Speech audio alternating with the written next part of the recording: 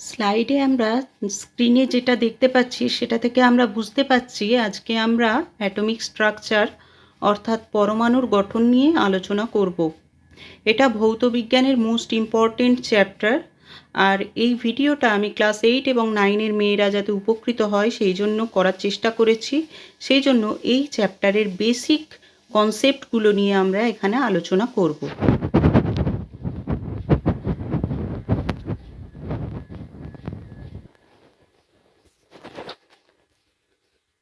আমরা চারপাশে যে পদার্থগুলো দেখতে পাই সেই পদার্থ কী নিয়ে তৈরি, এই নিয়ে যখন গবেষণা শুরু হয় তখন সর্বপ্রথম বিজ্ঞানী জন ডাল্টন একটা কনসেপ্ট আনেন যে পদার্থ যে ক্ষুদ্র ক্ষুদ্র কণা দ্বারা তৈরি তাকে আমরা বলছি পরমাণু।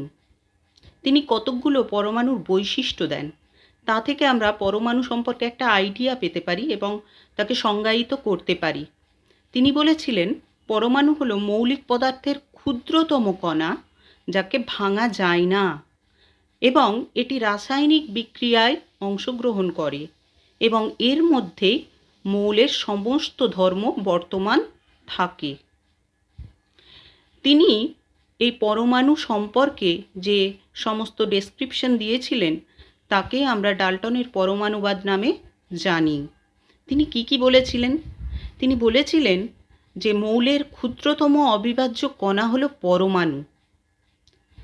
তারপরে তিনি এটা বলেছিলেন যে একই মৌলের পরমাণুগুলোর ভর এবং রাসায়নিক ধর্ম একই হয়। যেমন ধরো অক্সিজেন পরমাণু, অক্সিজেন মৌলের প্রত্যেকটা পরমাণুর ভর এবং ধর্ম একই রকম হয়। তারপরে তার তৃতীয় স্বীকার্য হলো বিভিন্ন মৌলের পরমাণুর ভর ও রাসায়নিক ধর্ম বিভিন্ন হয়। যেমন ধরো আমরা একটা কার্বন আর একটা অক্সিজেনের যদি আমরা ধর্ম আলোচনা করি, কার্বন আর অক্সিজেন দুটো ভিন্ন মৌল। এই ভিন্ন মৌলের ভর এবং রাসায়নিক ধর্ম এদের আলাদা হয়। এরপরে যে চতুর্থ স্বীকার্য এবং শেষ স্বীকার্য তিনি দিয়েছিলেন সেটা হলো রাসায়নিক বিক্রিয়ার সময় বিভিন্ন মৌলের পরমাণুরা পূর্ণ সংখ্যার সরল অনুপাতে যুক্ত হয়ে যৌগ গঠন করে। যেমন ধরো হাইড্রোজেন এবং অক্সিজেন যুক্ত হয়ে জল গঠন করছে, তাহলে হাইড্রোজেন আর অক্সিজেন এরা পূর্ণ সংখ্যা সরল অনুপাতে যুক্ত হবে। আমরা বিক্রিয়াটা যদি দেখি, ব্যালেন্সটা দেখো 2H2 প্লাস O2 সমান 2H2, অর্থাৎ 2 আয়তন হাইড্রোজেনের সঙ্গে 1 আয়তন অক্সিজেন বিক্রিয়া করে 2 আয়তন জল উৎপন্ন করছে। তার মানে এরা পূর্ণ সংখ্যার সরল অনুপাতে যুক্ত হয়ে যৌগ গঠন করছে।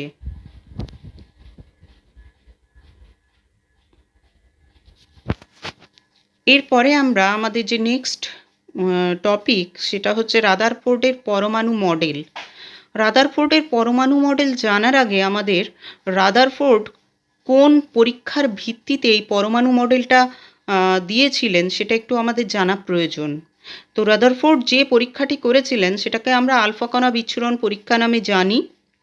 এই আলফা কণা বিচ্ছুরণ পরীক্ষায় তিনি খুব পাতলা বেধের সোনার পাতের ওপর সীসার পাত্রে রাখা তেজস্ক্রিয় পদার্থ থেকে নির্গত আলফা রশ্মি চালনা করেছিলেন এবং এই পাতলা সোনার পাতের পিছনের দিকে জিঙ্ক সালফাইড প্রলেপযুক্ত একটা পর্দা রেখেছিলেন।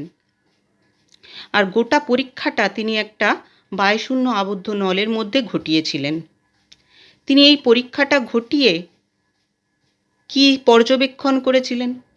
তিনি দেখেছিলেন অধিকাংশ আলফা রশ্মি ধাতব পাত সোনার পাতটা ভেদ করে পর্দায় গিয়ে পড়ছে। খুব অল্প সংখ্যক আলফা রশ্মি অল্প কোণে বিক্ষেপিত হয়ে পর্দায় গিয়ে পড়ছে এবং প্রায় 20,000টার মধ্যে একটি মাত্র আলফা রশ্মি যে পথে যাচ্ছিল সেই পথেই ফিরে আসছে, অর্থাৎ 180 ডিগ্রি কোণে বিক্ষেপিত হয়ে ফিরে আসছে। এই পরীক্ষাটি তিনি পর্যবেক্ষণ করে যে সিদ্ধান্তে আসেন তা তিনি পরমাণু মডেল আকারে পেশ করেন। তার মানে এই পরমাণু মডেল অনুযায়ী তিনি বললেন যে পরমাণুর দুটি অংশ, একটি হচ্ছে নিউক্লিয়াস আর একটা হচ্ছে নিউক্লিয়াসের বাইরে ইলেকট্রন মহল। নিউক্লিয়াসে তাহলে কি আছে? তিনি বললেন যে পরমাণুর অধিকাংশ স্থানই ফাঁকা। সমগ্র পরমাণুর তুলনায় নিউক্লিয়াসের আয়তন অত্যন্ত কম এবং পরমাণুর প্রায় সমস্ত ভর নিউক্লিয়াসে কেন্দ্রীভূত থাকে। তার কারণ পরমাণুর অধিকাংশ স্থান ফাঁকা, সেই জন্যই অধিকাংশ আলফা রশ্মি সোনার পাত ভেদ করে পর্দায় গিয়ে পড়ছে। অধিকাংশ স্থান ফাঁকা, তাই অধিকাংশ আলফা রশ্মি পর্দায় গিয়ে পড়ছে সোনার পাত ভেদ করে। এবং পরমাণুটা পজিটিভ কণা প্রোটন এবং নিস্তড়িত কণা নিউট্রন দিয়ে গঠিত। নিউক্লিয়াস প্রোটন এবং নিউট্রন দিয়ে গঠিত। আলফা রশ্মি যেহেতু পজিটিভ তড়িৎগ্রস্ত একটা রশ্মি, সেই জন্য নিউক্লিয়াস যেহেতু পজিটিভ তড়িৎগ্রস্ত প্রোটন দ্বারা তৈরি, সেই জন্য কিছু সংখ্যক আলফা রশ্মি অল্প কোণে বিক্ষেপিত হয়ে পর্দায় গিয়ে পড়ছিল।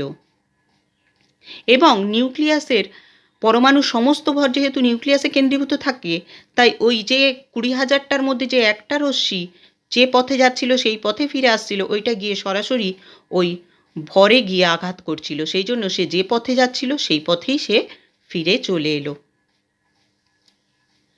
এরপরে তিনি যে আরেকটা ধারণা দেন যে নিউক্লিয়াসের বাইরে ইলেকট্রন মহল, তিনি বলেন যে পরমাণু তো নিস্তড়িৎ, আমরা জানি। কেন পরমাণু নিস্তড়িৎ? তার কারণ পরমাণুর মধ্যে যতগুলো পজিটিভ তড়িৎগ্রস্ত কণা প্রোটন থাকে, ঠিক ততগুলোই নেগেটিভ তড়িৎগ্রস্ত কণা ইলেকট্রন থাকে। এই ইলেকট্রনগুলো তাহলে পরমাণুর কোন অংশে থাকে? তিনি বলেন এই ইলেকট্রনগুলো নিউক্লিয়াসকে কেন্দ্র করে বিভিন্ন বৃত্তাকার কক্ষপথে আবর্তন করে।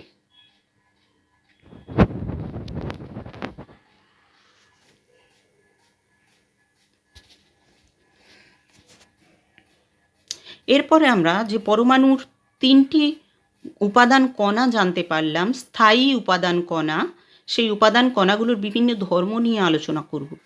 যেমন দেখো প্রোটনের ভর 1.672 ইন্টু 10⁻⁻27 কিলোগ্রাম। প্রোটনের আধান, প্রোটন যেহেতু পজিটিভ তড়িৎগ্রস্ত কণা, তাই +1.6 ইন্টু 10⁻⁻19 কুলম্ব হলো এর আধান। এর অবস্থান প্রোটন নিউক্লিয়াসের মধ্যে অবস্থিত এবং এর আবিষ্কারক হচ্ছে রাদারফোর্ড। অ্যাকচুয়ালি প্রোটন আবিষ্কার করেছিলেন কিন্তু গোল্ডস্টাইন, কিন্তু এই প্রোটনের নামকরণ করেন বিজ্ঞানী রাদারফোর্ড। এরপরে আসছি আমরা ইলেকট্রনের ভর কত? 9.11 ইন্টু 10⁻31 কেজি। ইলেকট্রন হচ্ছে নেগেটিভ তড়িৎগ্রস্ত কণা, তাহলে এর আধান -1.6 ইন্টু 10⁻19 কুলম্ব। এর অবস্থান নিউক্লিয়াসের বাইরের বিভিন্ন কক্ষপথে, বৃত্তাকার কক্ষপথে ইলেকট্রন আবর্তন করে। ইলেকট্রনের আবিষ্কারক হচ্ছে বিজ্ঞানী থমসন। এবারে নিউট্রনের ভর কত? 1.675 ইন্টু 10⁻27। নিউট্রন হচ্ছে একটা নিস্তড়িত কণা, তার মানে এর আধান 0। অবস্থান, এটিও নিউক্লিয়াসের মধ্যে অবস্থিত। আবিষ্কারক বিজ্ঞানী স্যাডউইক নিউট্রন কণা আবিষ্কার করেন। তার মানে এটা থেকে আমরা পরিষ্কার বুঝতে পারছি পরমাণুর যে 3টি স্থায়ী কণা আছে, তার মধ্যে সবথেকে হালকা কণা হলো ইলেকট্রন এবং সবথেকে ভারী কণা হলো নিউট্রন। এগুলো ছাড়াও পরমাণুর মধ্যে অনেক অস্থায়ী কণা আছে, যেমন ডয়টেরন, যেমন পজিট্রন, যেমন মেসন, পাইমেসন, মিউমেসন, অনেক রকম নিউট্রিনো, অ্যান্টি নিউট্রিনো, অনেক রকম অস্থায়ী কণা পরমাণুর মধ্যে থাকে।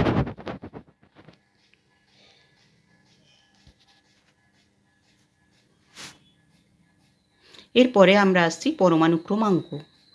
কোনো মৌলের পরমাণু নিউক্লিয়াসে উপস্থিত প্রোটন সংখ্যাকে ওই মৌলের পরমাণু ক্রমাঙ্ক বলবো। তার মানে কোনো পরমাণু নিউক্লিয়াসে যতগুলো প্রোটন সংখ্যা থাকবে, সেই সংখ্যাটাই হলো ওই মৌলের পরমাণু ক্রমাঙ্ক। যেমন অক্সিজেনে আমরা জানি অক্সিজেনে 8টা পরমাণু থাকে, অক্সিজেন পরমাণুতে 8টা প্রোটন থাকে, তাই অক্সিজেনের পরমাণু ক্রমাঙ্ক হলো 8। এবারে ভর সংখ্যা, নিউক্লিয়াসের মধ্যে যতগুলো প্রোটন এবং যতগুলো নিউট্রন কণা থাকবে তার যোগফলকে আমরা ওই পরমাণুর ভর সংখ্যা বলবো। যেমন অক্সিজেনের ভর সংখ্যা হলো 16, অক্সিজেনে 8টা প্রোটন এবং 8টা নিউট্রন থাকে, তাই অক্সিজেনের ভর সংখ্যা 16।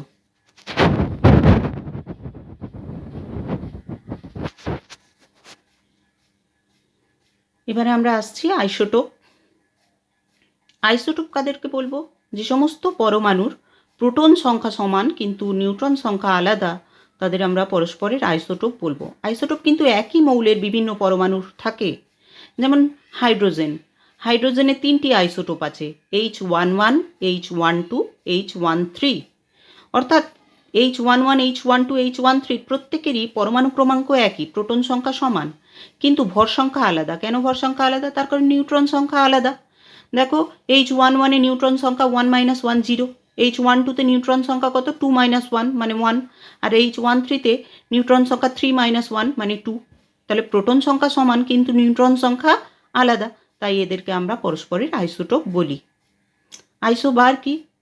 বিভিন্ন মৌলের যেসব পরমাণুর ভর সংখ্যা সমান তাদের আমরা পরস্পরের আইসোবার বলি। আইসোবার বিভিন্ন মৌলের পরমাণুর মধ্যে দেখা যায়। যেমন ক্যালসিয়াম, ক্যালসিয়ামের ভর সংখ্যা 40, আবার আর্গন, আর্গনের ভর সংখ্যাও 40। তাহলে ক্যালসিয়াম এবং আর্গন দুটো ভিন্ন মৌল,